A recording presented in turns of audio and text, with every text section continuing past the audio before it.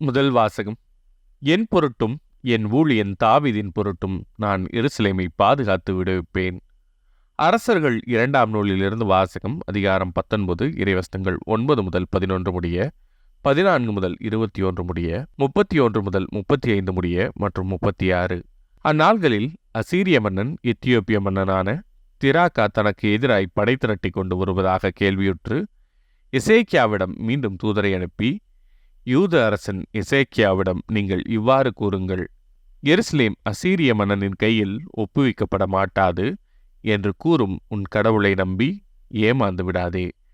இதோ அசீரிய மன்னர்கள் எல்லா நாடுகளுக்கும் செய்திருப்பதையும் அவற்றை முற்றிலும் அழித்திருப்பதையும் நீ கேள்விப்பட்டிருப்பாய். அப்படியிருக்க நீ மட்டும் தப்பிவிட முடியுமா? எசேக்கியா தூதரின் கையில் இருந்த மடலை வாங்கி வாசித்த பின் கோவிலுள் சென்று ஆண்டவர் திருமுன் மடலை விரித்து வைத்தார். மேலும் எசேக்கியா ஆண்டவரை மன்றாடி கூறியது, கெருபுகள் மேல் வீற்றிருக்கும் இஸ்ரேலின் கடவுளான ஆண்டவரே, இவ்வுலகத்து அரசுகளுக்கெல்லாம் நீர் ஒருவரே கடவுள். விண்ணையும் மண்ணையும் படைத்தவர் நீரே. ஆண்டவரே, நீர் செவிசாய்த்து கேட்டருளும். ஆண்டவரே, விழிகளை திறந்து என்னை நோக்கியருளும். தூதனுப்பி என்றுமுள்ள கடவுளை பழித்துரைக்கும் சனகிரிபின் சொற்களை கேட்பீராக. ஆண்டவரே, அசீரிய மன்னர்கள் வேற்றினத்தாரையும் அவர்கள் நாடுகளையும் அழித்தது உண்மைதான். அவர்கள் வேற்றினத்தாரின் தெய்வ சிலைகளை நெருப்பிலிட்டு எரித்தனர். ஏனெனில் அவை உண்மை கடவுள் அல்ல, மரத்தாலும் கல்லாலும் மனிதன் செய்தவையே. எனவே அவற்றை அழிக்க முடிந்தது. எங்கள் கடவுளாகிய ஆண்டவரே, இப்போது இவன் கையிலிருந்து எங்களை காத்தருளும். இதன் மூலம் நீர் ஒருவரே கடவுளாகிய ஆண்டவர் என்பதை உலகின் எல்லா அரசுகளும் அறிந்து கொள்ளும். அப்போது ஆமோச்சின் மகன் எசாயா எசேக்கியாவிடம் ஆளனுப்பிச் சொன்னது, இஸ்ரேலின் கடவுளாகிய ஆண்டவர் கூறுவது இதுவே, அசீரிய மன்னன் சனகிரிபை பற்றிய உன் வேண்டுதலை கேட்டேன். அவனுக்கு எதிராக ஆண்டவர் கூறிய வார்த்தை இதுவே, கன்னிமகள் சீயோன் உன்னை இகழ்கின்றாள், உன்னை பார்த்து நகைக்கிறாள். மகள் எருசலேம் பின் நின்று தலையசைக்கிறாள். ஏனெனில் எஞ்சியோர் எருசலேமிலிருந்து வெளியேறுவர், உயிர் பிழைத்தோர் சீயோன் மலையின் என்று புறப்படுவர். படைகளின் ஆண்டவரது ஆர்வமே இதை நிறைவேற்றும்.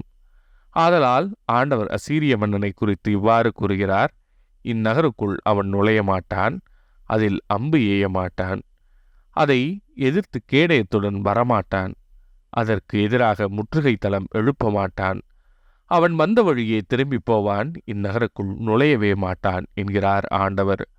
இந்நகரை நான் பாதுகாப்பேன், என் பொருட்டும் என் ஊழியன் தாவீதின் பொருட்டும் நான் அதை விடுவிப்பேன்.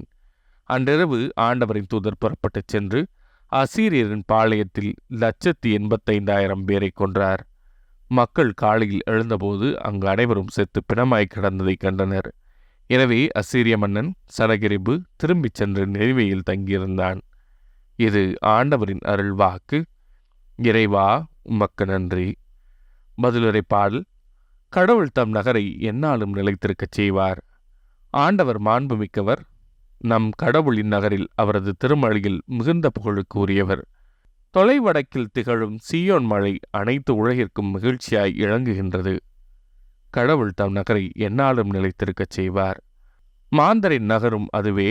அதன் அரண்மனைகளில் கடவுள் வீற்றிருந்து தம்மையே அதன் கோட்டை என காட்டியுள்ளார். கடவுள் தம் நகரை எந்நாளும் நிலைத்திருக்கச் செய்வார். கடவுளே, உமது கோவிலின் நடுவில் பேரன்பை நினைத்து உருகினோம்.